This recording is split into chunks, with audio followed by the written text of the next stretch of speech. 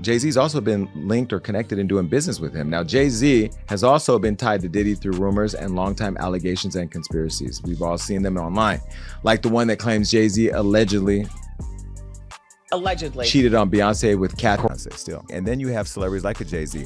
And this is where I think the whole fallout with the Beyonce, she's just kind of in the crosshairs because of all of what's going on in the media with respect to Jay-Z and stuff. But with Jay, you know, when he complained at the Grammys about the Grammys not giving Beyonce Artist of the Year, when she's the most decorated Grammy-winning artist ever, we invited him to be honored at our award. Jason Lee didn't come to play. This time he came to shake the room. He didn't whisper or hint. He dropped the mic and walked away like he knew the world would catch fire behind him. In one breath, he cracked open one of the most protected circles in the industry, Beyoncé, Jay-Z, and Kelly Rowland. And the way he said it, you could feel the tension. He wasn't just gossiping. He was warning us that what looked like a decade-or-so-long friendship might have had some twisted layers hidden underneath. He started hinting at blurred lines, boundaries crossed, silent power moves, and whispered deals that, according to him, could crumble the perfect image the Carters have built for nearly 20 years. The timing couldn't have been more suspicious, either. With Diddy's entire empire collapsing in lawsuits, Jason's bomb suddenly made people wonder, are those same dark shadows creeping toward Parkwood too? And when he said, "Stop having people call me. You can call me yourself," Jay-Z, that wasn't just a statement. That was a direct challenge. His voice didn't shake. It didn't sound scared. It sounded like someone who's been silenced before and finally decided to flip the script. Within hours, the internet exploded. Social media lit up with fans connecting dots, comparing clips, and digging up every uncomfortable moment between Beyoncé and her so-called sister, Kelly Rowland. Because when you take away the glitz, the gowns, and the Grammy smiles, one thing keeps showing up like a shadow. Every major scandal that's ever touched the Carters somehow circles right back near Kelly Rowland. Something's not adding up, and people are starting to notice. The oldest rumor in this whole messy saga is the one people tried to bury back in the early 2000s, but it just won't stay dead. Whispers started spreading that Kelly Rowland might have been way closer to Jay-Z than anyone wanted to admit. For years, it stayed tucked away, dismissed as internet talk until 2024 came knocking. And I have to still say allegedly has done things and allegedly participated in a lot of things that the public would not be happy to know. At the Harder They Fall premiere in LA, the two crossed paths again, and what happened next had the internet losing its mind. Cameras caught Jay-Z turning around, locking eyes with Kelly, and the man looked stunned. Not happy, stunned, more like caught off guard and rattled. The video hit social media and instantly became a viral meme. Kelly later hopped on Instagram Live trying to play it cool, saying, "I see my big bro all the time." But fans weren't buying that for a second. The way Jay froze up told the story her calm tone couldn't cover up. Then came the 2020 storm. One of the wildest theories the internet ever cooked up. People started claiming Jay-Z was secretly the father of Kelly's son. Sounds crazy, right? But it blew up fast after Kelly posted a string of cryptic captions like, "Some truths I'll carry alone and family secrets stay sacred." She never dropped names, but guess who got spotted the same week? Jay-Z caught on camera walking into a Los Angeles studio linked directly to Kelly's management team. Once blogs started connecting the dots, Kelly didn't say a word. No denials, no clarifications, just total silence. And for someone who's always chatting with her fans, that sudden hush felt way too intentional. Sometimes silence doesn't hide the truth, it confirms it. By 2025, things hit a whole new level of messy. Jason Lee's feud with Jay-Z wasn't just personal anymore, it felt strategic. On one of his podcasts, he fired off a bold message straight into the mic. "Stop having people call me. You can call me yourself." Jay-Z, the way he said it, calm, controlled, but sharp enough to slice through the entire industry.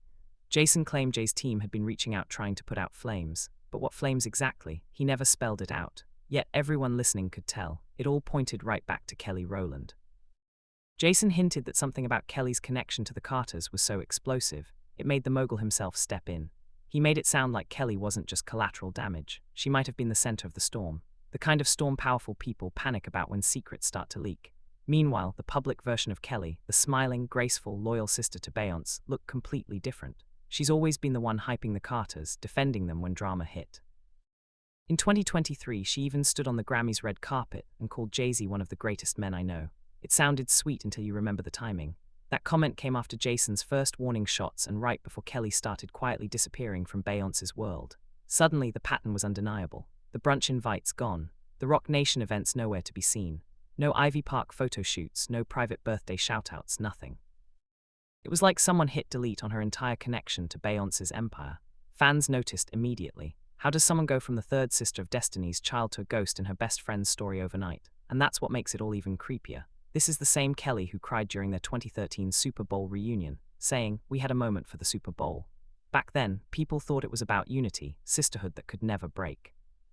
But since 2020, silence. No more shared stages, no collaborations, no public sisterhood moments, just distance. It's like the bond that once looked unbreakable quietly cracked, and now everyone's wondering why. The higher Beyoncé's star climbed, the more Kelly Rowland's light seemed to fade from her orbit. What used to look like unbreakable sisterhood suddenly turned into a PR nightmare. Insiders started whispering that their friendship became a liability. Too many questions, too many rumors, and way too much speculation about what was really going on behind those perfect smiles. People started wondering if loyalty had crossed into something deeper, darker. And that's when Jason Lee dropped the most cryptic line of his career. During one of his broadcasts, Jason said, "I stopped a major thing for Beyoncé."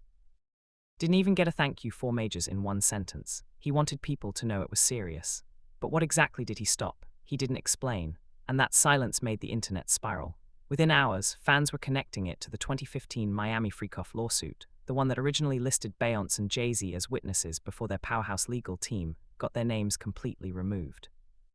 I think that they don't want if they was in any of those Freakoff tapes, if they played a part in any of those Diddy sessions, they don't want it to get out to the general public to make up. They court records show how fast their lawyers moved like lightning. They immediately proved Jay was in New York that night, forcing the accuser to back off. But that speed raised big questions in the industry. Why go so hard so fast over something you supposedly had nothing to do with? If they could mobilize that aggressively for a party Beyoncé didn't attend, what lengths would they go to if she actually was there? And more importantly, who else might have been standing beside her that night? We've seen this playbook before. Rumors pop up, legal threats hit, then silence, and right when everyone thinks it's over, someone like Jason steps out of nowhere and starts talking again. So now the real question is, why would Jason risk his entire platform, his reputation, and possibly his safety to drag names as untouchable as Beyoncé and Jay-Z into the spotlight unless he knew something? Nobody pokes that kind of power without a reason.